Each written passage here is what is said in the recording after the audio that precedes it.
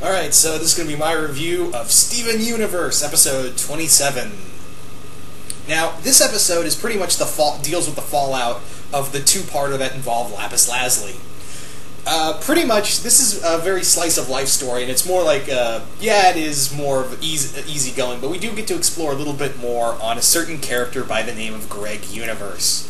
Now, as you guys remember from the last episode, Greg pretty much... his van got totaled during the battle with Lapis, and this deals with the fallout of Pearl, Amethyst, and Garnet pretty much looking over the van, and pretty much the van's fucked. So Pearl and Garnet decide to try to fix it. Meanwhile, Steven kind of gets the idea of, hey, maybe my healing spit can heal your leg, because Greg's leg was broken during the attack, and he uses his spit on Greg's leg. Nothing happens, or so we believe, and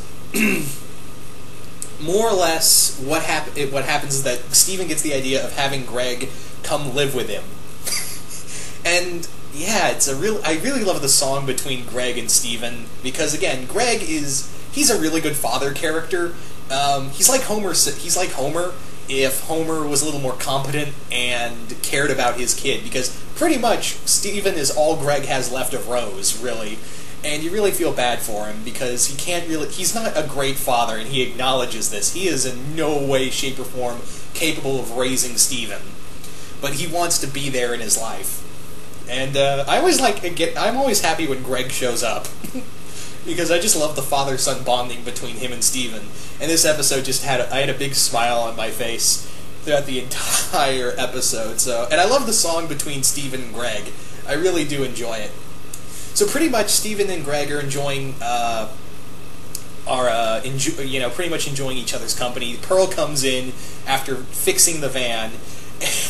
And I gotta say, the moment when Pearl walks in, she's wiping the like oil off of her body. There's like a part of me, like the song Cherry Pie starts playing, and I'm like, they made that a little too sexual, or maybe that's just me. Damn you, Rule 34.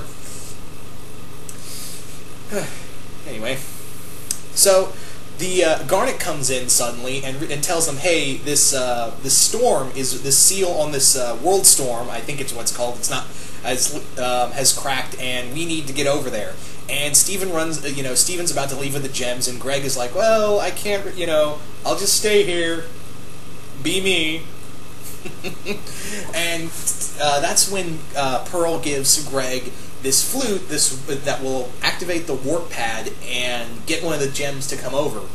So they go there. This storm is about to break out.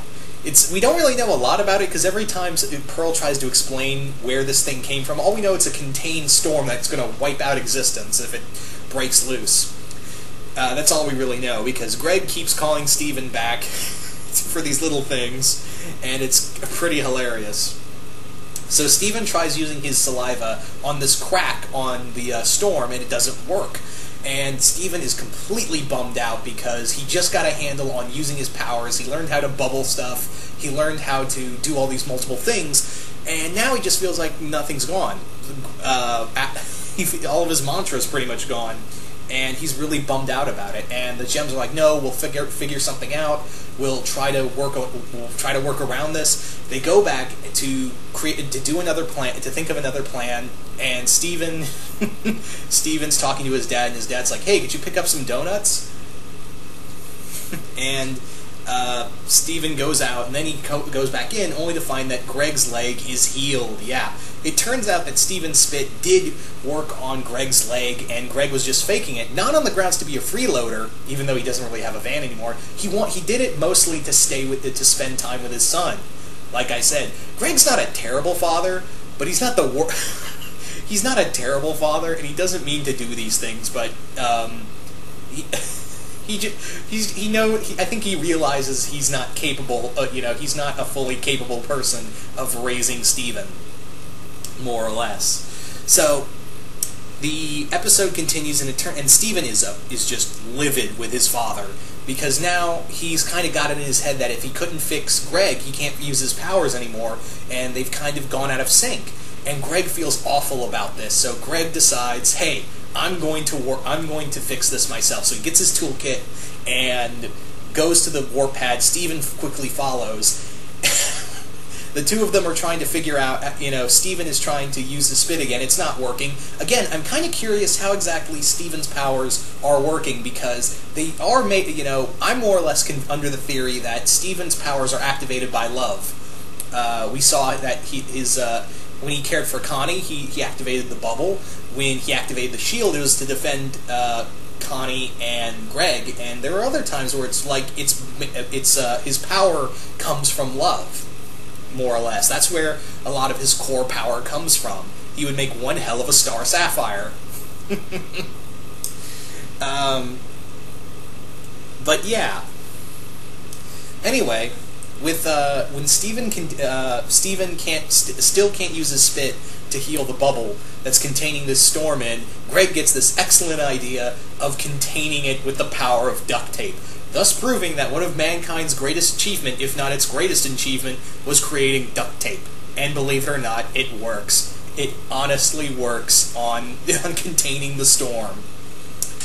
So, yeah.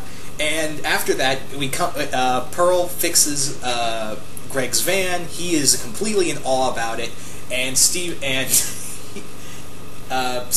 and Greg are reunited once more. They care about one another, and there's this great scene after he gives him this little the warp whistle. He gives Steven the warp whistle, and he puts it on his bed to go to bed. You can see in the magazine rack on Steven's shelf, you can clearly see Sailor Moon. Not like a parody character. That is 100% Sailor Moon on that magazine cover. Oh my god! I went, oh my god! It's not like a parody character at all. It is an exact version of Sailor Moon. It is verbatim Sailor Moon, and I about lost my shit. It's kind of like when we had that Cloud Strife cameo, that little Cloud Strife action figure. We also had a Sephiroth. We also had a Vincent figure as well from Final Fantasy VII. So I really was like, I see what you did there. Oh my god! Once again, proving that this had a lot of basis off of magical girl stuff. So how did I feel about this episode? Well, it's more of a slice of life episode, and it's more about Greg bonding with his son, and I really enjoyed it. I thought it was a nice little slowdown from all the big action we had in the two-parter, but yeah, all in all, there's not really much else I can say other than I really did like this episode. I thought it was a nice little well-paced story, and yeah, that's all I can say. I really did enjoy it. I love that we got to see more character interaction between Steven and Greg. I really did enjoy that, and there's not much else I can say. So yeah. Anyway, that's pretty much my review for this episode. What did you guys think? Did you guys like it? Did you guys hate it? Let me know in the comments below, and once again, hope you guys enjoyed this review, and I'm out.